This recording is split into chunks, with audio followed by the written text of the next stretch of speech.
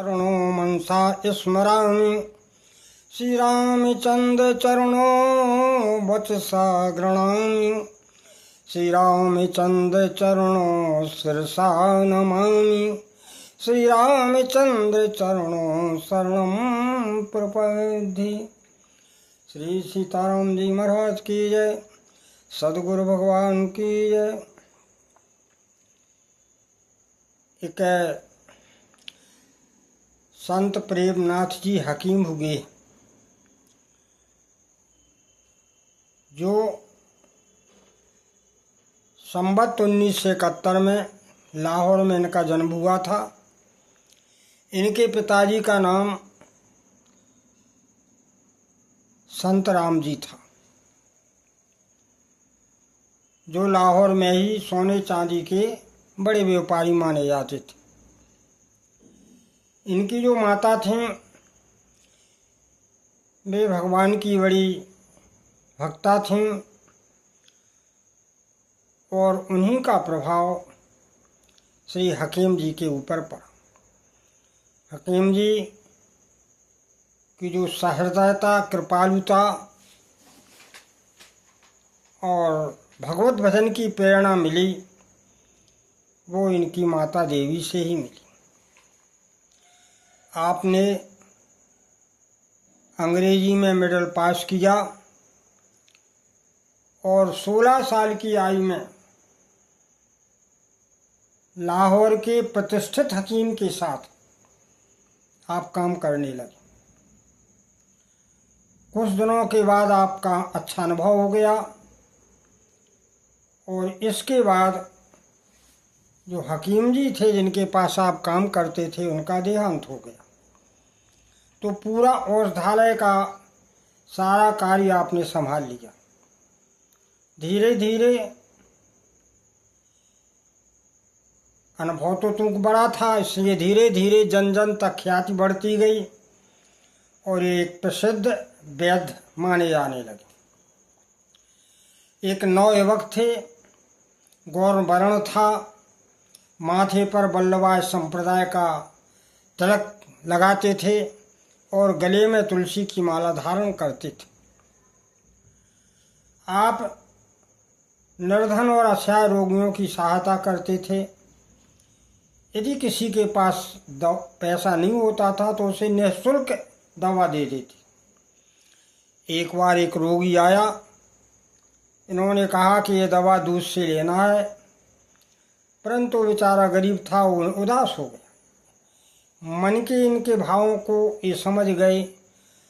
उसके बिना देखते हुए इन्होंने उसके कपड़े में 1 रुपया बांध दिया। जब वो दवा लेके घर गया, उसने उधार लिया दूध और दूध के साथ दवा का सेवन किया और अपने हाथ उस कपड़े से पोंछने लगा तो उसमें 1 रुपये का नोट मिला। उसके नेत्रों में आंसू आ गए कि देखो हकीम जी कितने दयालु। एक बार क्या हुआ कि सन 1990 में, संवत 1990 में आप अपने पिताजी के साथ वृंदावन गए। जब ये 19 साल की अवस्था थी इनकी, तो वृंदावन में जब भ्रमण किया तो आपको वृंदावन की दिव्य भूमि बड़ी मनमोहक लगी और फिर तो आप प्रतिवर्ष वृंदावन जाने लगे। निधिवन में श्री हरदास स्वामी हरदास जी की समाधि के पास मंदिर श्री वांके बिहारी जी के प्रधान जो सेवाधिकारी थे उनसे आपने गुरु दीक्षा ले ली, उन्हें आपने गुरु बना लिया और आप फिर प्रिया प्रीतम के अनन्य भक्त बन गए। और आप जो है वर्ष में 1-2 बार गिरिराज जी की परिक्रमा जरूर करते थे। आपको गिरिराज जी की परिक्रमा करने में बड़ा आनंद मिलता था। शरीरांत के 2 साल पहले आपने जो गिरिराज जी की परिक्रमा की वो दंडवत परिक्रमा की और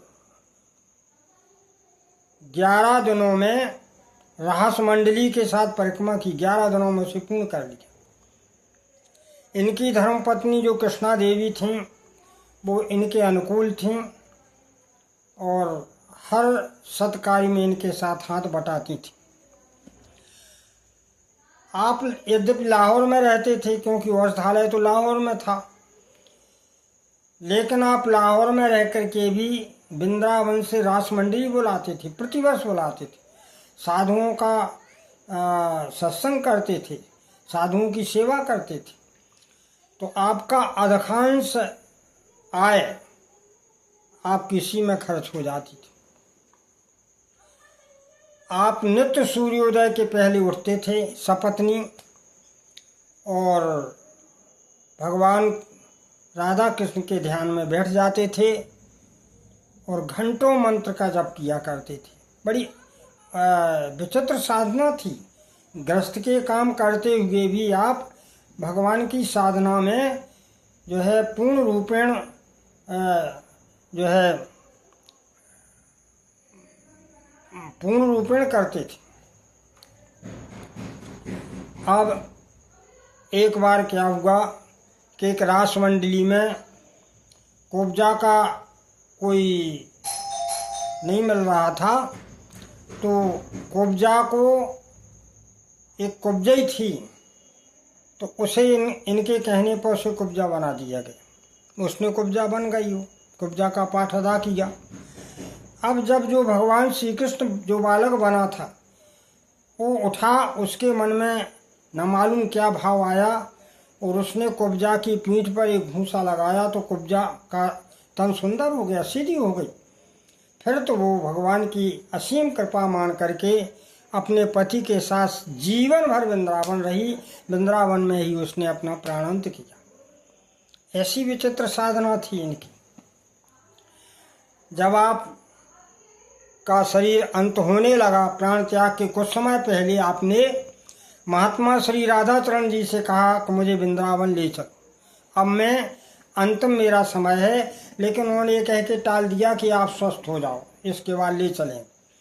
तो इन्होंने कहा कि ठीक है, अब हम आपके पहले ही वृंदावन पहुंच जाएंगे, ऐसा इन्होंने कह दिया। और सशक्ते हुए जो है एक पद गाया। क्या गाया? ऐसे नहीं हम चाहन हार, ऐसे नहीं हम चाहन हारे, जो आज तुम्हें कल और को चाहें। ऐसे नहीं हम चाहन हारे, जो आज तुम्हें कल और को चाहें। फेंक दे आँखें निकारे के दो, फेंक दे आँखें निकारे के दो, जो दूसरे ओर मिलावे निगाहें, जो दूसरे ओर मिलावे निगाहें। लाख मिले तुमसे बढ़ के, लाख मिले तुमसे बढ़ के, तुम कोई चाहे तुम कोई सराहे। लाख मिले तुमसे बढ़ के, तुम कोई चाहे तुम कोई सराहे। और प्राण रहें जब लो, प्राण रहें जब लो, तब लो हम नेक ना तो सदा ही निभाएं, नेक ना तो सदा ही निभाएं। ऐसा पद इन्होंने गाया और राधे राधे राधे की रट लगाते हुए उसी समय अपनी लीला को समाप्त कर लिया।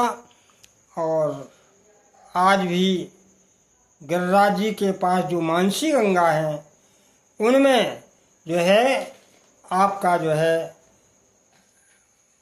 अस्थि प्रवर्जन किया गया, अस्थि जो है विसर्जन किया गया। ऐसे संत इस भारत भूमि में हुए हैं, जिनकी गाथाएं आज हम बड़े प्रेम के साथ गाते हुए हमारे हैं।